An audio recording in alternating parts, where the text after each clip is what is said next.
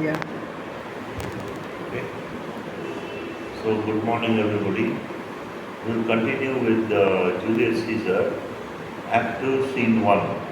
Okay. So in the last class we stopped at line 184. Okay. Now what has happened in the previous part of the play, right? The conspirators. The conspirators are a group of people who are plotting to assassinate Caesar. Okay, they're planning to assassinate Julius Caesar, and the group of conspirators they meet in Marcus Brutus's house. Marcus Brutus is one of the noblemen of Rome. So they meet in his house, and it's around midnight. It's around midnight, and they discuss the next day's assassination. So one of them says that Julius Caesar's right hand man, that is Mark Antony, should be assassinated along with Caesar. But Marcus Brutus, he dissuades, that is, he doesn't allow the conspirators to assassinate, to think of assassinating Mark Antony, right? So he says, Marcus Brutus says, as for Mark Antony, think not of him, think not of Mark Antony, for he can do no more than Caesar's arm and Caesar's head is off, right? So Mark Antony is like the limb, like arm, like the arms of Caesar. He is the person who carries out Caesar's orders. He is the person who acts upon Caesar's commands. He is like the arms which act. So Marcus Brutus says that Mark Antony is like the arm. The arm cannot do anything when the head is off. When Caesar is assassinated, Mark Antony will become helpless. So that's where we stop. Now we'll continue from that, line 185. And here it is Cassius speaking. Cassius says, "Yet I fear him." So Cassius is really afraid of Mark Antony because Mark Antony is a very capable sort of person. So Cassius says, "Yet I fear him, for in the engrafted love he bears to Caesar." Engrafted love means that, when we graft something, for example, a plant, we can graft one part of a plant to another. We make a slight cut in one plant, take the branch of another plant and tie it. So those two branches will become one, right? So that is called grafting. So Mark Antony's love to Caesar is so strong that it's like engrafted love, right? Engrafted love. So Mark Antony has been Caesar's right hand man. He has carried out all of Caesar's orders. He has carried out all of Caesar's commands. And, this is the way the relation is between Mark Antony and Julius Caesar. Now Cassius was about to continue, but Brutus interrupts him. Brutus, "Alas, good Cassius, think not of him." Right? So Brutus says in a very forlorn sort of way, he says, "Think not of him, do not think of him. If he loves Caesar, all that he can do is to himself take thought and die for Caesar." So Brutus says, if Mark Antony really loves Caesar, really respects Caesar, then all he can do after we assassinate Caesar is to pine away, is to take thought of the departed emperor, and by pining he will die for Caesar. And that were much he should. So Brutus says it is suitable, it suits, the fact suits, the fact that Mark Antony should die suits it because He's given to sports, to wildness, and much company. So Mark Antony is a very sort of wild sort of nature, right? Mark Antony is a very wild sort of man. He's given to sports. He plays all sorts of sports. He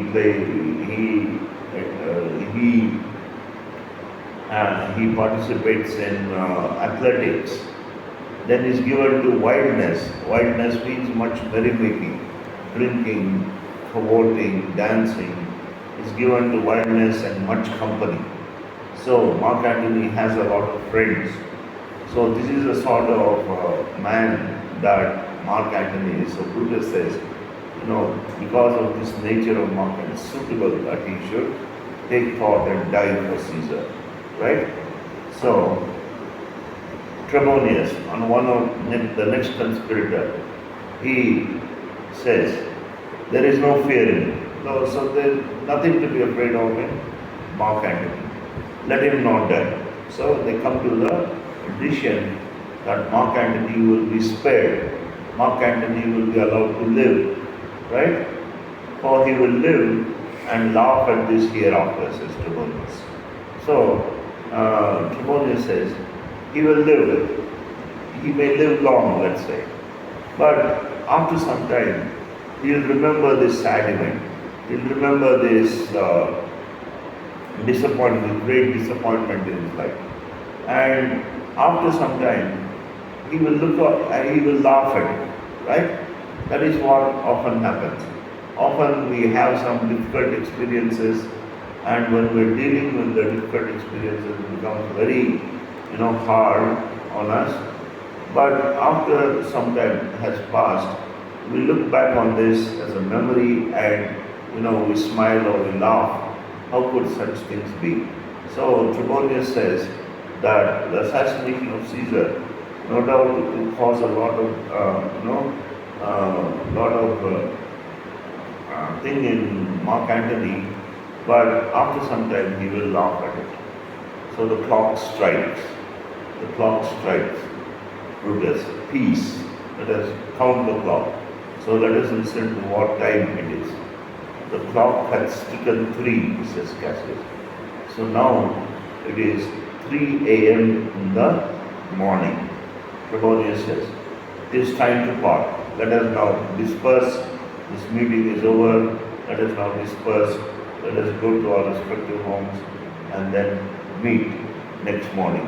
Meet tomorrow morning, right? To carry out the assassination. Now Cassius has one final thought on the next day's agenda. What does he say? It is doubtful yet whether Caesar will come forth today or not. Right?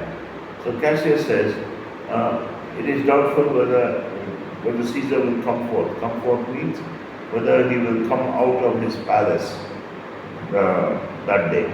Right? Now for his superstitious grown of late, quite from the main opinion he held once. So in Rome, at that time, on the night before Caesar's assassination, on the day before Caesar's assassination, a lot of strange events have been happening in Rome. For example, one of the strange events was that a slave, he walked through the streets of Rome holding up his arm like this, and his arm was on fire, but he felt not the heat. And that is one of the strange sights. And the next one is, there were 100 ghastly looking old women, and they were all heaped together. They had heaped themselves together and they were wailing out loud. Now, this is the second strange event that has happened. And third event was that a lion went by in the main street of Rome, and it did not harm anyone. That is the third strange event. And the fourth one is that the owl. The owl is called the bird of night because it hunts by night, not by day. But the owl had come out during midday, and it was shrieking and hooting. And it was shrieking and hooting in the middle of the city of Rome, right? So many strange events have been happening, and Caesar has been given reports of all of them, and the the priests and people are of the opinion that something really dangerous is about to happen in Rome. So Caesar may take these predictions.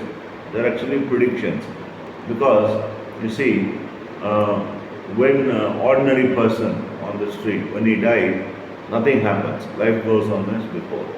But when a prince or an emperor like Julius Caesar or one of the nobility dies, the heavens themselves blaze forth the death of princes. That's what Shakespeare says. Okay, the heavens themselves. So in the sky, many meteors, many comets, many astral events take place, which signify that a prince or an emperor is about to die. So all these strange events, they are predictions of some danger to Caesar. So Cassius says, Caesar might not come out of his palace today, for his superstitious grown of great, quite from the main opinion he held once. The main opinion he held was that all these signs, all these predictions are not to be taken seriously. That is the opinion he held once. But now, seeing the number of strange events that have taken place, he might not come out of his palace, right? Quite from the main opinion he held once of fantasy, of dreams and ceremonies. So fantasies, dreams and ceremonies, dreams especially, are predictors of the future according to ancient mythology in Rome, right? So dreams, ceremonies, the ceremonies held in the temples and fantasy. All these were predictions. But Caesar did not believe in any of them, okay? But Cassius continues. It may be these apparent prodigies. These prodigies are, strange and abnormal sort of events, which we just discussed. All these apparent prodigies, the unaccustomed terror of this night. So, the terror of that night. People have been feeling terrified for no reason. It is something in the air that makes them feel so scared, right? The unaccustomed terror of this night and the persuasion of his augurers may hold him from the Capitol today.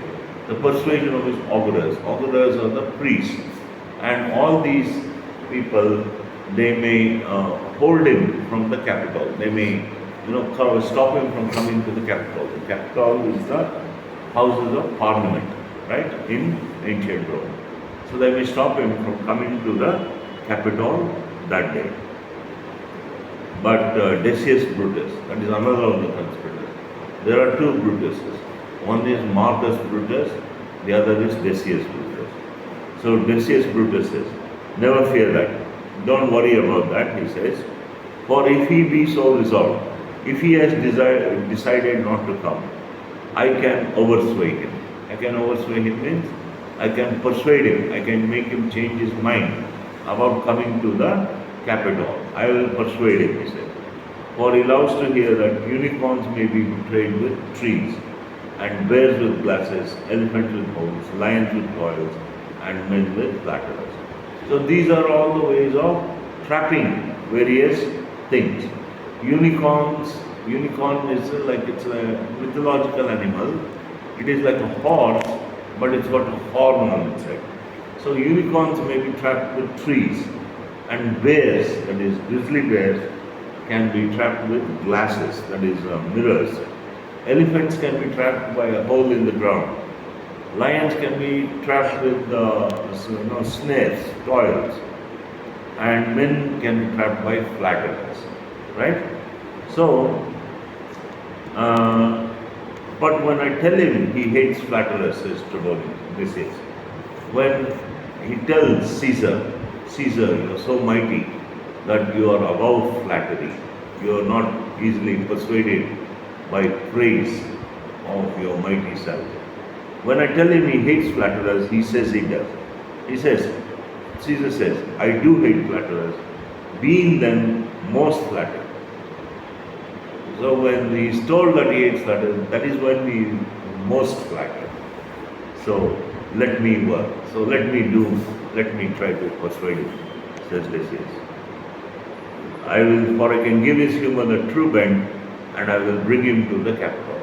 For I can make him, okay, or I can convince him in such a way that I can bring him to the House of Parliament, where we will all gather around him and assassinate him in cold blood in front of the rest of the senators of Rome, right? Okay, so we'll stop there. We are at line 211. Thank you.